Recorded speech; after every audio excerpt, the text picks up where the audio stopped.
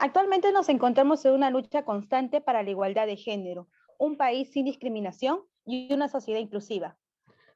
Una de las problemáticas que hemos visto en el sector de salud es la falta de protocolos para la atención a la comunidad LGTBI.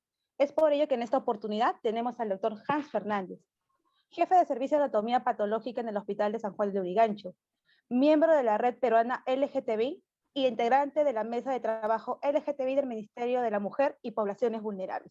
Buenas noches, doctor Hans. Buenas noches, chicos y chicas, ¿cómo están? ¿Todo bien? Muy bien, gracias por darnos esta oportunidad.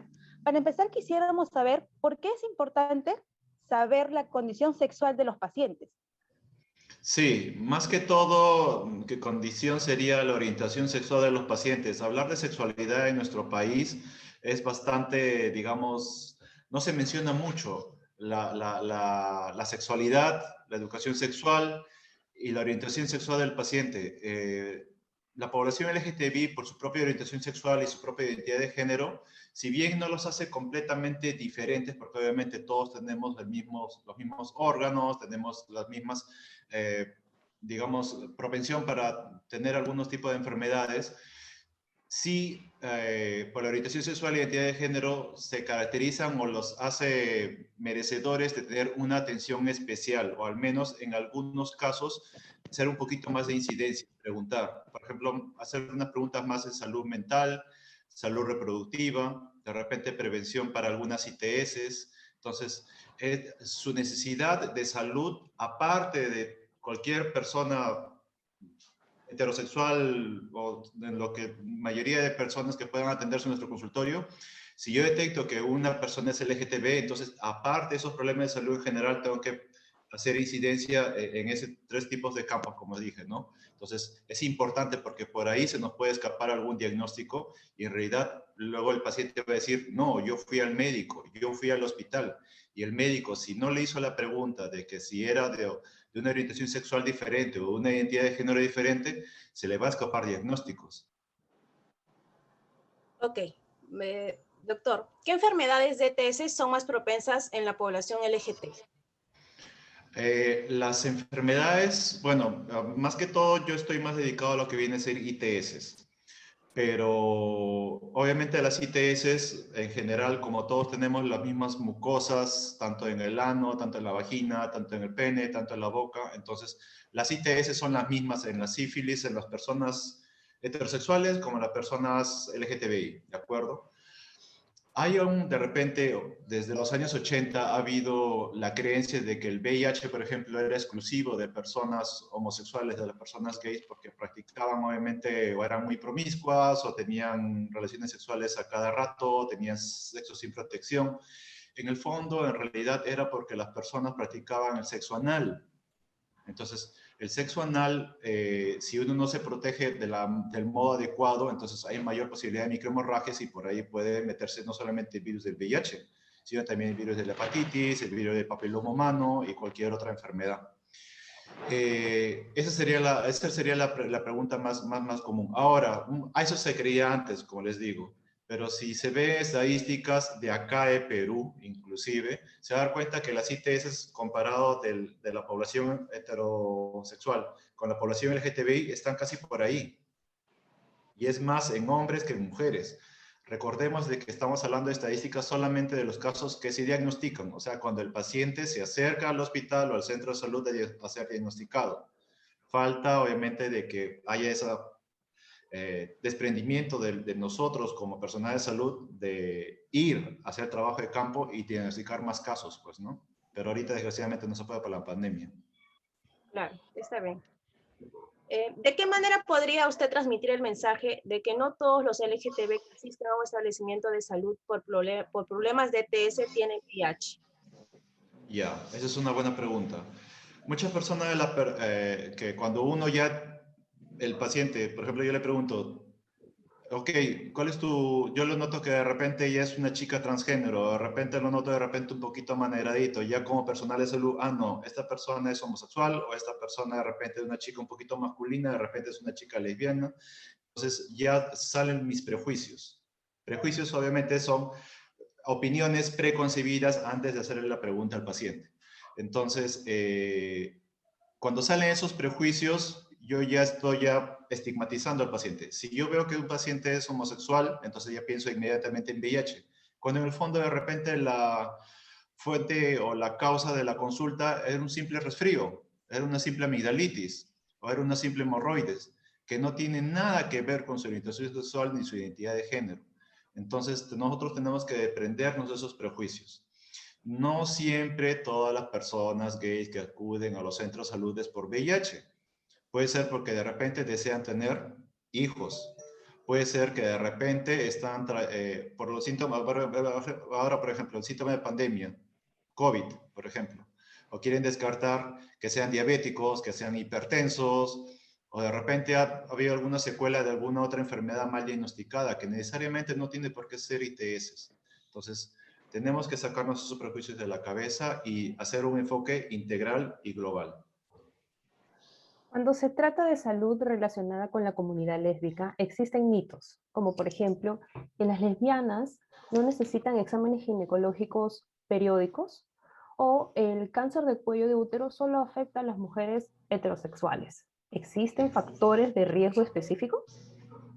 Esa pregunta también es buena. Lo que pasa es de que cuando atendemos a un paciente, lo atendemos generalmente desde nuestra perspectiva. Y si yo me entero de que la paciente es lesbiana, entonces de repente pienso, si no hay sexo penetrativo, entonces no va a haber posibilidad para que de repente entre el virus papiloma humano o que de repente nunca he tenido sexo con un hombre, que de repente no tenga interés tampoco en tener hijos, lo cual es completamente falso, porque muchas mujeres lesbianas han tenido sexo con hombres.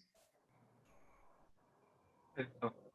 Doctor, ¿cree usted que el Perú es un país discriminador y que aún no ha brindado mucho apoyo a la comunidad LGTBI para proteger su salud sexual?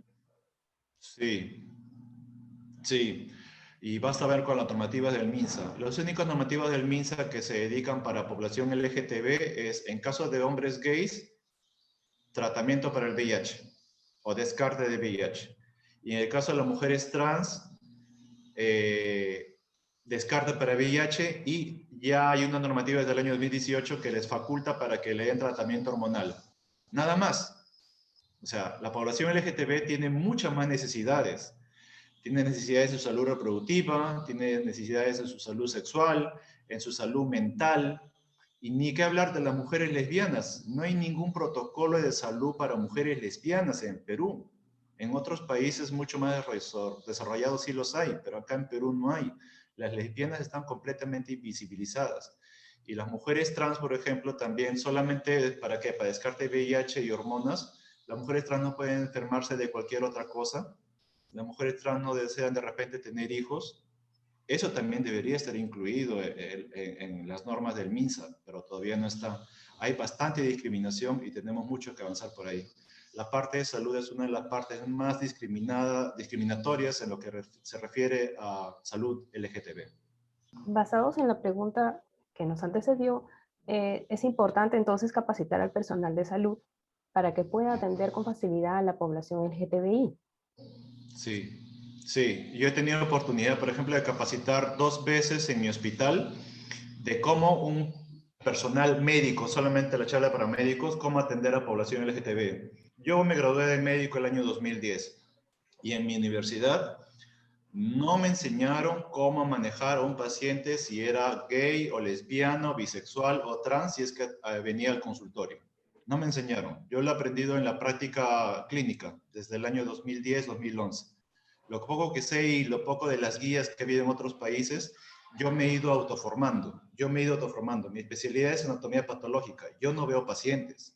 Yo leo papanicolaos, yo veo biopsias, inclusive hago necropsias, pero la parte clínica la he estado perdiendo. Entonces, mi pasión por este tipo de temas, aparte porque yo también soy un médico abiertamente LGTB en mi hospital, entonces ha visto la necesidad de que muchos compañeros míos me decían, ayúdame, estoy enfermo de esto. Entonces, esa parte clínica que yo me enseñaron desde la universidad, la he tenido que retomar, estudiar más, consultar con muchos más amigos o colegas infectólogos o lo que sea, de ginecólogos también.